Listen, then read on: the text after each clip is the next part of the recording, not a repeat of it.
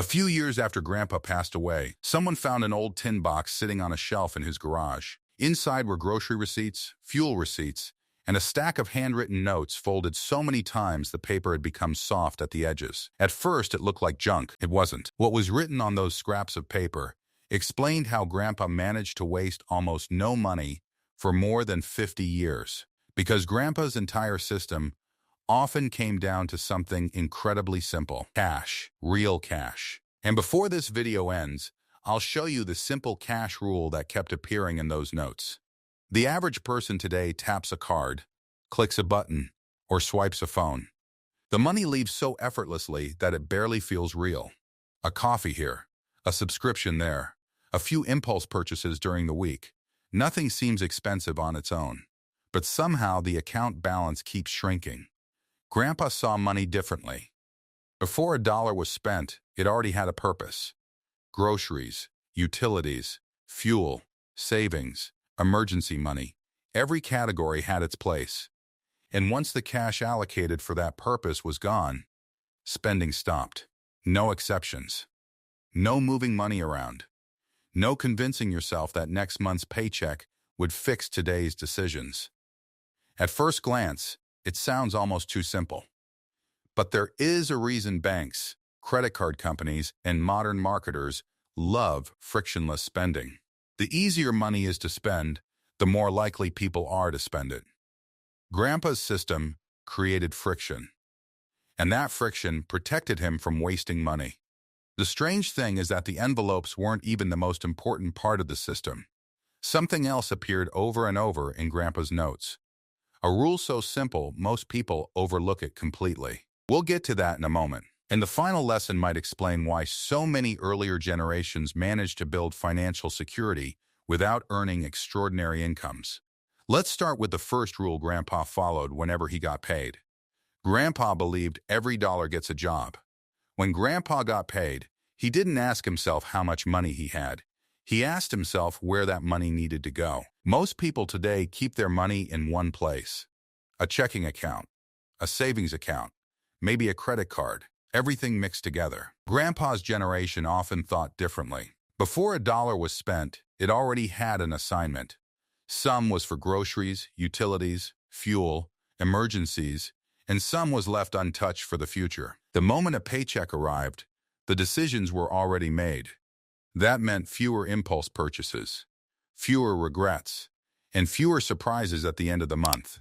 Grandpa used to say something simple: if you don't tell your money where to go, it'll find somewhere to go on its own. And he wasn't wrong. One reason so many people struggle financially isn't because they don't earn enough. It's because every dollar is competing for attention. But at the end of the month, the money is gone. Grandpa's system solved that problem before it started. It's also one reason systems like Grandpa's rarely appear in financial advertisements. A person who plans every dollar before spending it is far less likely to rely on borrowed money later. And borrowed money is where interest begins. But while reading through those old notes, I noticed something else. Grandpa wasn't just assigning jobs for money. He was building barriers between himself and bad decisions. And that's where the envelopes entered the picture. The cash envelope trick. This was where Grandpa's system became impossible to ignore. It's also the part that many people today find hardest to follow. Because it required something modern, spending habits try very hard to avoid. Limits. After deciding where each dollar needed to go, Grandpa would physically separate the money. One envelope for groceries, one for fuel, one for household expenses, one for emergencies. The point was that each dollar had a home.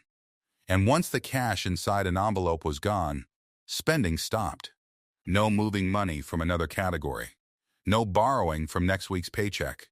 No convincing yourself that you'll make up for it later. The envelope was empty. The decision had already been made. To many people today, that sounds restrictive. Grandpa viewed it differently. He believed freedom came from knowing exactly where he stood financially. If the grocery envelope had $20 left, he knew it. If the fuel envelope was getting low, he knew that too. There were no surprises waiting at the end of the month. No shocking credit card statement. No wondering where the money disappeared to. Everything was visible and intentional. And perhaps that's why this old-fashioned method worked so well. It forced every purchase to compete with something else. Before buying something unnecessary, Grandpa had to physically remove cash from an envelope that already had a purpose.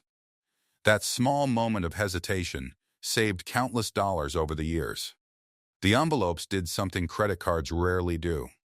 They created a visible limit. Once the envelope was empty, spending stopped. No balance to carry. No interest to pay. No debt following you into next month. It was what happened whenever one became empty. Because Grandpa followed a rule that most people today would find almost impossible. The easier money becomes to spend, the easier it becomes to waste. Grandpa's envelopes slowed the process down. But what I'm about to tell you next may have saved him even more money than the envelopes ever did. Because Grandpa had a rule that prevented expensive mistakes before they ever happened. One note from the early 1980s caught my attention. Beside a list of household purchases, Grandpa had written only 4 words: wait until tomorrow first. At first, I didn't understand why. Then I realized it explained hundreds of dollars he never wasted. The 24-hour rule. Grandpa knew something that modern advertisers spend billions of dollars trying to overcome. Most bad purchases feel like good ideas at first. That's why he had a simple rule. If something wasn't necessary today, it could wait until tomorrow. No exceptions. If Grandpa saw a tool he wanted, a gadget that caught his eye, or something that looked useful but wasn't urgent, he didn't buy it immediately. He went home. He slept on it, and he came back the next day, if he still wanted it. Most of the time, he didn't, because the excitement was gone. The urgency had disappeared. And suddenly the purchase didn't seem nearly as important as it did 24 hours earlier. That's a lesson many people still struggle with today. Modern businesses are built around making purchases feel urgent. Limited time offers, flash sales, one-day discounts. Buy now before it's gone. The message is always the same. Decide quickly. Grandpa's message was the opposite. Decide slowly, because money spent in a hurry is often money wasted. He understood that every dollar spent on something unnecessary was a dollar that couldn't be used for something important later. Modern advertising is built around urgency. Grandpa's system was built around patience. And patience has an interesting side effect. It dramatically reduces the number of purchases that ever become monthly payments. Because the next habit may be even more powerful. Grandpa had a way of handling unexpected money that prevented it from disappearing almost as fast as it arrived. Tucked between 2 fuel receipts was a note written in handwriting different from the rest. It simply said, "Extra money is tomorrow's opportunity." That sentence changed the way Grandpa treated every unexpected dollar. Grandpa saw things differently. He believed that money you weren't expecting should never immediately become money you spend. In fact, he often treated unexpected money as though it didn't belong to him yet. That may sound strange, but it protected him from a mistake many people still make today: lifestyle inflation. The tendency to spend more, simply because more money becomes available. Grandpa understood that an extra $100 wasn't really extra if it disappeared as quickly as it arrived. So, when unexpected money came in, it usually went somewhere useful. Savings, emergency funds, paying off debt, a future purchase that had already been planned. Not impulse spending, not celebration purchases, not things that would be forgotten a month later. And over time, that habit created something powerful: financial breathing room. Because while most people were using unexpected money to improve today, Grandpa was using it to improve tomorrow. It's a lesson worth remembering. The fastest way to stay broke is to increase spending every time income increases. The fastest way to build security is to let at least some of that money stay put. And what I'm about to tell you next may be the most important habit on this entire list. Because Grandpa had a simple rule that kept small expenses from quietly becoming big ones. Fix small problems before they become expensive ones. Grandpa understood something many people learn the hard way. Most expensive problems start out as cheap ones. A small roof leak, a loose fence board, a dripping faucet, a strange noise coming from the car. At first, they don't seem urgent. They're easy to ignore. But Grandpa rarely thought that way. If something needed attention, he handled it while it was still small. Not because he enjoyed repairs. Because he understood the math. A $5 problem has a habit of becoming a $500 problem when it's ignored long enough. The leaking pipe becomes water damage. The worn tire becomes a roadside breakdown. The loose shingle becomes a damaged roof. Time rarely makes problems cheaper. Most of the time, it does the opposite. That's why Grandpa was constantly doing little maintenance jobs around the house. Checking things, tightening things, repairing things.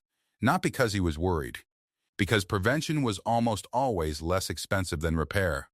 And the lesson goes far beyond home maintenance. The same principle applies to money itself. Small debts become large debts. Small spending habits become large spending habits. Small mistakes become expensive mistakes. The earlier you deal with them, the less they cost. That's one reason Grandpa seemed to waste so little money. He wasn't constantly paying for emergencies. He was preventing many of them from happening in the first place. But the next habit may be even more surprising. Because Grandpa had a rule about saving money that most people today do completely backwards. Near the bottom of the tin box was a note so worn that parts of the pencil had almost disappeared. Pay yourself first. By this point, I thought I understood Grandpa's system. I was wrong. Because the habit that appeared most often in his notes wasn't about spending. It was about saving. He saved first. Then he lived on what remained.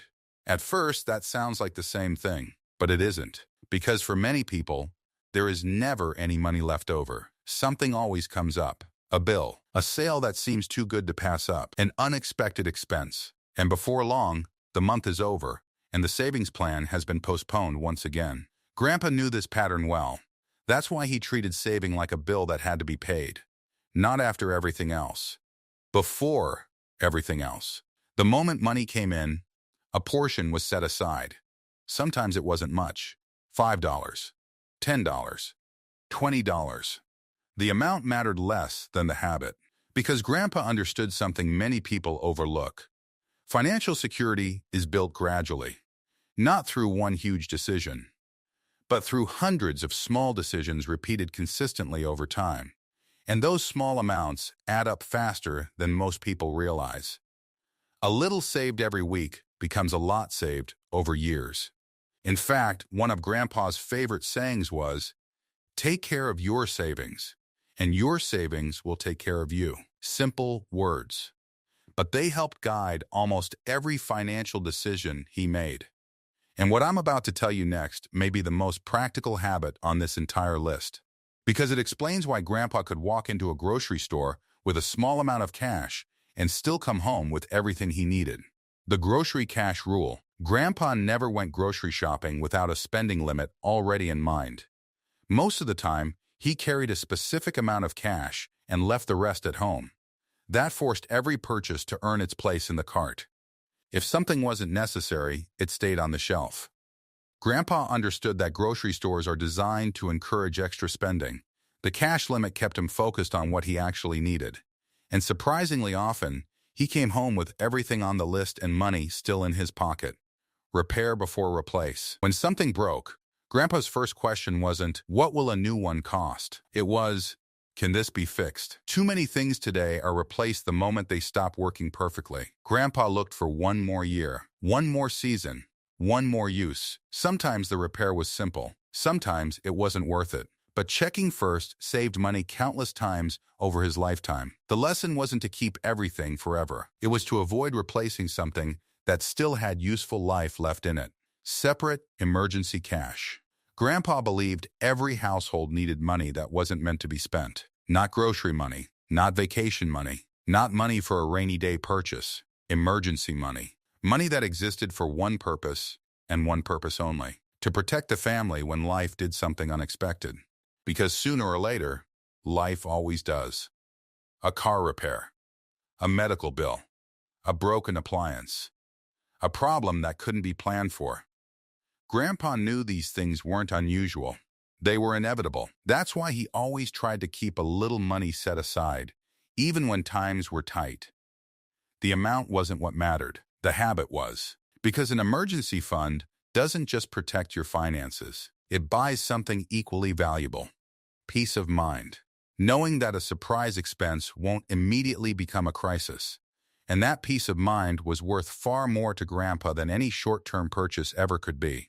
But the final habit on this list may be the simplest one of all, and yet it quietly saved Grandpa from countless unnecessary purchases throughout his life. The empty pocket test. Before buying something, Grandpa would often ask himself a simple question. If I didn't already own this, would I spend money to buy it today? It sounds almost too simple, but it forced him to think differently. Many things feel valuable simply because they're familiar, because we've gotten used to having them, because everyone else seems to have them too. But when Grandpa looked at a purchase through fresh eyes, the answer was often surprising. Sometimes the item wasn't really necessary. Sometimes it solved a problem he didn't actually have. And sometimes the money was better kept in his pocket. That small question created a pause between wanting something and paying for it. And over a lifetime, those pauses saved far more money than most people realize. Because that's really what Grandpa's cash trick was all about. Not spending less for the sake of spending less, but making sure every dollar went somewhere that truly mattered. When you look back at all of these habits, one thing becomes clear. Grandpa's cash trick was never really about cash. It was about awareness.